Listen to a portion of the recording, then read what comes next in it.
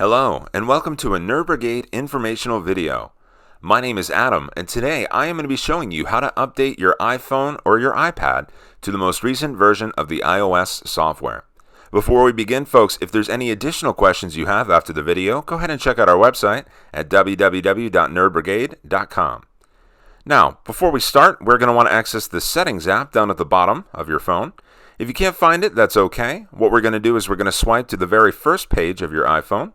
And in the search bar up at the top, we are going to type in the word Settings. This will always pull up an app. So when we click on Settings, a bunch of options are going to show up. Guys, don't let that overwhelm you. First thing we're going to do is click on Wi-Fi, which is the second option here.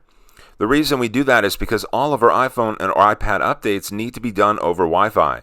So I'm going to make sure that that blue check mark is next to a network for me. And I can see that I have a pretty good signal strength. So I'm going to click on the Settings tab up at the top with that back arrow. And now I'm going to go to General, which is the first app of the third section. From there, guys, that second section is Software Update, and I'm going to go ahead and click on that. This is going to bring me to a page that tells me about my most recent software. You'll see that my software is currently up to date. However, if you needed to update your software, you could go and see it there. You can also turn on your automatic updates from here so that you don't need to do this again in the future. Okay, thank you everybody, and take care.